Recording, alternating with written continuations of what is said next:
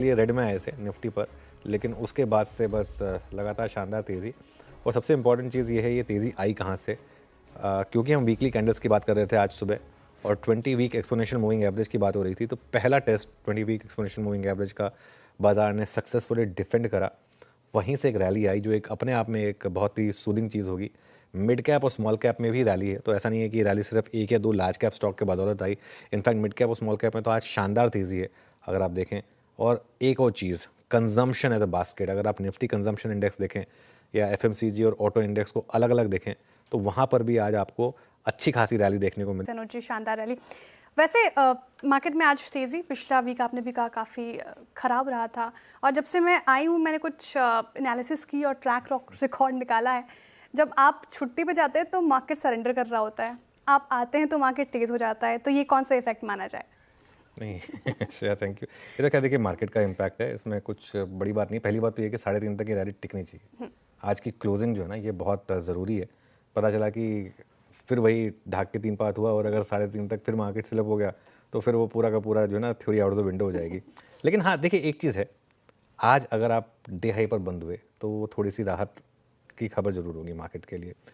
एक एटलीस्ट शुरुआत होगी श्रेया। और ऐसे अगर 2-3 दिन मिले, मैं 2-3 दिन की बात क्यों कह रहा हूँ, देखिए आज भी आप नंबर्स में नोटिस अगर करेंगे, मुझे नहीं लगता कि कोई बहुत ज़्यादा वाली शॉर्ट कवरिंग हुई होगी। ऐसा नहीं है कि आप 8% से सीधा 20% पर आ जाएंगे लॉन्ग पोजीशंस पर। वो कब होगा? वो होने के लिए ये जो एफ हैं, ये जब शॉर्ट पोजीशंस ये आज की रैली से शॉर्ट नहीं कवर करने वाले। 24,750 24,800 करेंगे भी तो वीक वाले शॉर्ट कवर होंगे। जो बड़े वाले शॉर्ट है ना, वो 25,000 के ऊपर जाएंगे तभी शॉर्ट कवरिंग करेंगे। उसका कोई ट्रिगर है क्या अब तक?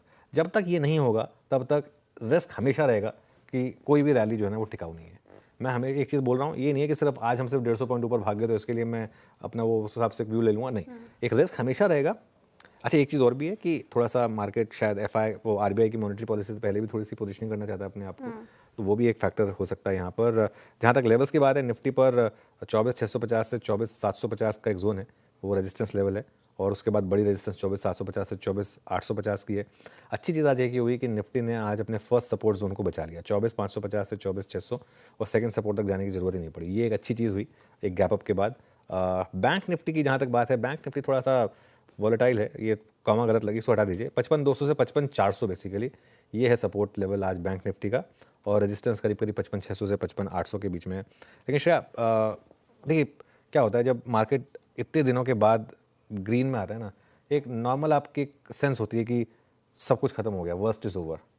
हो सकता हो भी गया हो, लेकिन बहुत ज़्यादा जल्द। एक महीने का निफ्टी का चार्ट देख लीजिए, ऐसा नहीं कि आज पहला दिन है रैली का, पहले भी हमने ऐसे कई रैली वाले दिन देखे हैं, और हर बार ये लगा कि नहीं बस अब मार्केट देखिए इस तरीके से। आज शॉर्ट्स का भी क्या होता है, शॉर्ट्स को भी ना नए अगर शॉर्ट्स और क्रिएट करने हो तो थोड़ा तो मार्केट में रैली तभी करेंगे ना, वरना हर लोअर लेवल पे करेंगे तो फिर वो मार्केट वन वे हो जाएगा, उसमें कोई पैसा नहीं बनाता है। तो इसके लिए ये भी एक व्यू रहेगा। इसलिए मैं कह रहा हूँ जब तक आप 25,000 के ऊपर नहीं आ जाते डिसाइसिवली। और इशू क्या होता है, जब मार्केट का ट्रेंड एक तरफ का होता है ना, तो उसके बाद जो दूसरे तरफ का मूव है ना, वो भले ही 4-5 घंटे चले, मार्केट को एक कैंडल लगती है। मतलब क्या होता है, इसमें एक कैंडल चाहिए मार्केट को पूरी की पूरी रैली गायब करने में। और ये हो सकता है, कई बार होता है ये, तो इसके लिए बहुत ज़्यादा एक्साइटेड होने की जरूरत नहीं है अभी। हाँ, बस ये है कि थोड़ी सी शॉर्ट कवरिंग जरूर हुई है। भारतीय बाज़ारों में जिस प्रकार की आज रणनीति देखने को मिली है वो सफल भी हुई है, क्योंकि कल हम बात यही कर रहे थे कि मंडे को मार्केट खुलेगा तो 600 के ऑलरेडी नीचे था, और लोगों को यही लग रहा था कि 24,600 के नीचे मार्केट है, ब्रेकडाउन हो चुका था। तो अब बाज़ार में गिरावट अब नहीं है, भारतीय बाज़ार अब जो है और ज़्यादा गिरते हुए नजर आएंगे, लेकिन ऐसा नहीं हुआ। भारतीय बाज़ारों में रिकवरी देखने को मिली, और वो रिकवरी भारतीय बाज़ारों की तरफ से काफ़ी अच्छी थी। भारतीय बाज़ारों में तेज़ी हुई, 24,600 के ऊपर भारतीय बाज़ार आते हुए नजर आए, और 24,600 के ऊपर जैसे ही बाज़ार ठहरे तो उसके बाद अच्छी खासी रिकवरी देखने को मिली, और बाज़ार आप देख सकते हैं 24,700 के ऊपर की क्लोजिंग आज देखने को मिली है। तो अच्छी खासी रिकवरी भारतीय बाज़ारों की तरफ से देखने को मिली है। और यदि भारतीय बाज़ारों में अच्छा खासा रिबाउंड यहाँ से आता है तो वो भारतीय बाज़ारों के लिए काफ़ी अच्छा होगा, जो भारतीय बाज़ारों को 24,850 और 25,000 तक लेकर जा सकता है। और सबसे इम्पोर्टेंट बात यह है कि जब तक बाज़ार 24,950 और 25,000 को पार जब तक नहीं करेगा, तब तक कोई भी तेज़ी भारतीय बाज़ारों की तरफ से देखने को नहीं मिलेगी। भारतीय बाज़ार एक दुविधा में इसलिए फंसे हुए हैं क्योंकि एफआईआई का कोई भी साथ भारतीय बाज़ारों को मिलता हुआ नज़र नहीं आ रहा है और भारतीय बाज़ार ऑलरेडी इन लेवलों के नीचे देखने को मिल रहे हैं। तो भारतीय बाज़ार जो है, कोई भी रणनीति भारतीय बाज़ारों के लिए अभी के लिए तो थोड़ी रुकावट पैदा कर सकती है, क्योंकि भारतीय बाज़ार एक रणनीति के हिसाब से चलते हुए नज़र आ रहे हैं। क्योंकि यदि 24,600 टूटा है तो उसके बाद बाज़ार में 24,250 तक के लेवल्स देखने को मिल सकते हैं। लेकिन भारतीय बाज़ारों की यदि 25,000 तक की रिकवरी होती है और फिर 25,000 के ऊपर भारतीय बाज़ार जाता है तो वो एक गजब जो है रिकवरी साबित हो सकती है। तो कुल मिला के देखें तो भारतीय बाज़ारों की तरफ से अभी भी कहा नहीं जा सकता है कि जो रिकवरी है वो कितनी टिकाऊ है, क्योंकि यदि रिकवरी टिकाऊ होती है तो कल भी भारतीय बाज़ारों की तरफ से एक अच्छी खासी रैली आपको देखने को मिल सकती है। आज का दिन तो एक रेंज बाउंड दिन ही हम कह सकते हैं, क्योंकि भारतीय बाज़ार जो है एक रेंज बाउंड स्थिति में ही देखने को मिल रहे थे।